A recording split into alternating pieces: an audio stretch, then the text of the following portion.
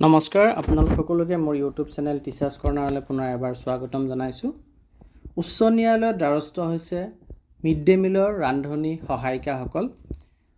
2023 চনতেই উচ্চ ন্যায়ালয়ত এটি গোচৰ ৰুজু কৰা হৈছিলে আৰু 4 নৱেম্বৰ 2024 তাৰিখে সেই গোচৰত চৰকাৰী পক্ষৰ ফালৰ পৰা যি এফিডেভিট অৰ্থাৎ শপতনামা দাখিল কৰা হৈছে আৰু এই সম্পৰ্কে এক কাৰ্যনিৰ্বাহক সভা অনুষ্ঠিত হৈছে ৰান্ধনি কৰ্মচাৰী সহায়িকাসকলৰ সন্থাৰ।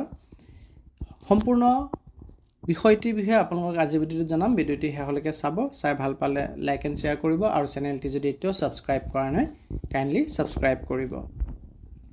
লখিমপুৰত কেন্দ্ৰীয় কাৰ্যনিৰ্বাহকত এই প্ৰাপ্যৰ দাবীৰ ওপৰত আলোচনা হয় তেওঁলোকৰ, আৰু ইয়াতে উল্লেখ কৰিছে যে সদৌ অসম প্ৰাথমিক আৰু উচ্চ প্ৰাথমিক বিদ্যালয় মধ্যাহ্ন ভোজন ৰান্ধনি সহায়িকা সন্থাৰ কেন্দ্ৰীয় সমিতিৰ এখন কেন্দ্ৰীয় কাৰ্যনিৰ্বাহক সভা আজি লখিমপুৰ নগৰত অনুষ্ঠিত হৈ যায়।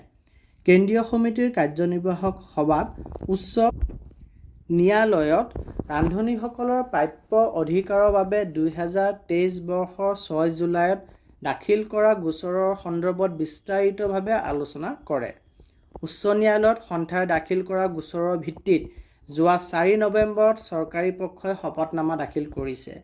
এই শপতনামা দাখিলৰ লগে লগে ৰান্ধনি সহায়িকা সন্থাই দাখিল কৰা গোচৰে ন্যায়ালয় আৰু চৰকাৰৰ ওচৰত মান্যতা লাভ কৰি ৰন্ধনকৰ্মীসকলে ন্যায় লাভ কৰাৰ পথ প্ৰশস্ত হ'ল বুলি ৰান্ধনি সন্থাৰ কেন্দ্ৰীয় সমিতিৰ উপদেষ্টা তৃষ্ণা নাথে জানিবলৈ দিয়ে।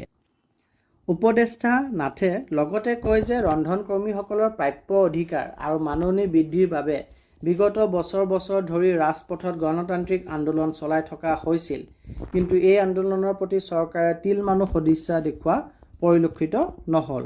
গতিকে এই ৰাজপথৰ আন্দোলনৰ লগতে ৰান্ধনি আই মাতৃসকলে ন্যায়ালয়ৰ ওচৰত ন্যায় বিচাৰি যাব লগা হ'ল।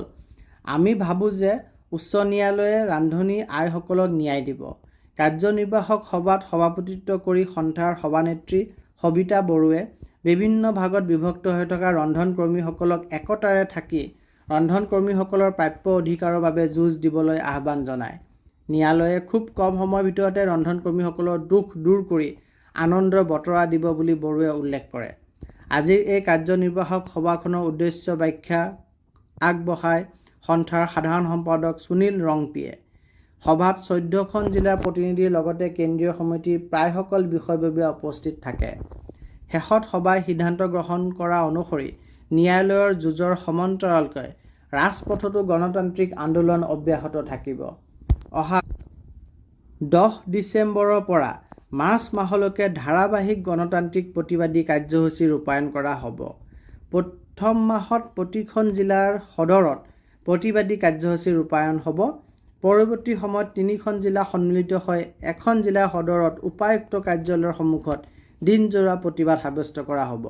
অন্তিম পৰ্যায়ত কেন্দ্ৰীয় ভিত্তিত গুৱাহাটীত জনতা ভৱন ঘেৰাও কাৰ্যসূচী ৰূপায়ণ কৰা হ'ব।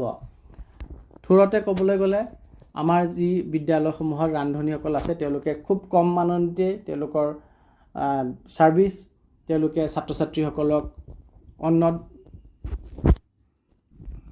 অন্নভাগ তৈয়াৰ কৰি ছাত্ৰ ছাত্ৰীসকলক পৰিৱেশন কৰি আহিছে। অতি খুব কম মাননিৰ 1000 টকা কেন্দ্ৰীয় ফালৰ পৰা কেন্দ্ৰ চৰকাৰৰ ফালৰ পৰা আৰু 500 টকা ৰাজ্য চৰকাৰৰ ফালৰ পৰা 1500 টকাত তেওঁলোকে বহু কষ্ট কৰি পেলাই তেওঁলোকৰ ছাৰ্ভিচ দি আছে আৰু তেওঁলোকে তেওঁলোকৰ ন্যায় বিচাৰি বহু বছৰ ধৰি পেলাই তেওঁলোকে আলোচনা বিলোচনা চলাই আহিছে আৰু এতিয়া উচ্চ ন্যায়ালয়ৰ দ্বাৰস্থ হৈছে। আশা কৰোঁ যে তেওঁলোকক ন্যায় দিব, চৰকাৰেও তেওঁলোকৰ প্ৰতি মানৱতাৰ দৃষ্টিভংগীৰে চাব আৰু তেওঁলোকক এটি উচিত মাননি দিয়াৰ ব্যৱস্থা কৰিব।